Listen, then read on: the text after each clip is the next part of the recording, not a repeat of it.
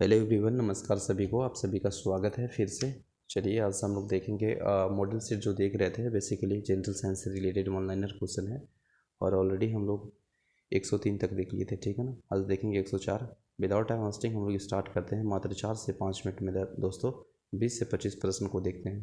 That is very important question और basic प्रश्न होते हैं और ये आपको प्रश्न प्रीवियस ईयर के रूप में देखने को मिला होगा, सेट में मिला होगा और यहाँ से प्रश्न पूछे जाने की चांसेस भी रहते हैं। तो चलिए स्टार्ट करते हैं। प्रश्न पहला कि सर्वप्रथम प्रयोगशाला में जीन का संश्लेषण किया था।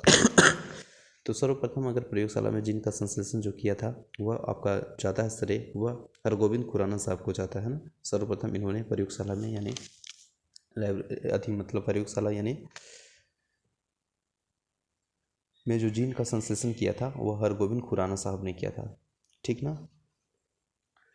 इसके बाद मेढक में हृदय होते हैं। तो मेढक में जो हृदय होते हैं वो 3 होते हैं। कितना होते हैं? 3 होते हैं, याद रखिएगा 3 भाग होता है। नेक्स्ट है मनुष्य में हृदय के कितने कोष्ठक होते हैं? प्रकोष्ठक होते हैं। तो इसमें 4 होता है। कितना होता है?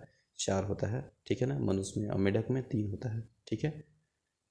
चलिए, मानव शरीर में रक्त की मात्रा शरीर की कुल भार का कितना प्रतिशत होता है? तो आप सभी जानते हैं कुल भार का 7% होता है, ठीक है ना। वैसे जनरली अगर लीटर में बात करेंगे तो 5 से 6 लीटर मानव शरीर में रक्त की मात्रा होती है, ठीक ना।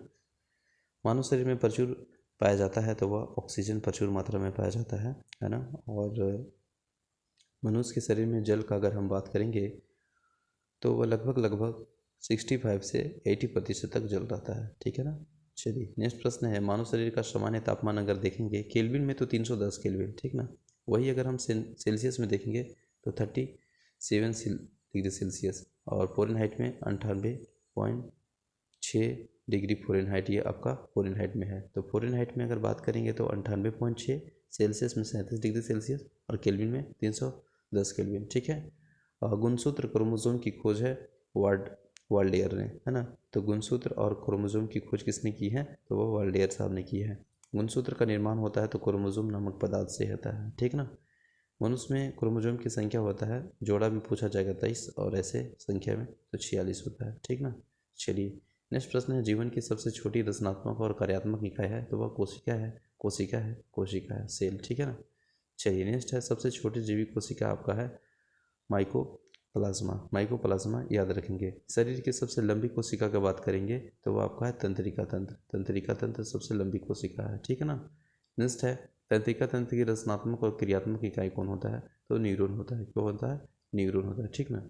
चलिए नेक्स्ट प्रश्न है कोशिका शब्द का निर्माण होता है किए हैं वह रॉबर्ट हुक ने किए हैं, मे बी 1665 ईस्वी में, शायद में भी, आई एम नॉट क्लियर, ठीक है ना। तो कोशिका शब्द का निर्माण रॉबर्ट हुक ने किए हैं, ठीक ना। कोशिका का आनुवंशिक पदार्थ है क्या चीज़? डीएनए, ठीक ना। डीएनए कोशिका आनुवंशिक पदार्थ। इसके बाद नेक्स्ट है कोशिका का अध्ययन को क्या कहा जाता है? तो कोशिका का अध्ययन को क्या कहा जाता है? तो cytology, the study of soul is called cytology. तो कोशिका के बारे में अध्ययन करना, जानकारी लेना, उसके बारे में स्टडी करना क्या बोला जाता है? तो साइटोलॉजी बोला जाता है। जिस वर्ड के अंत में लॉजी लगा जाता है उसे स्टडी से रिलेट करते हैं।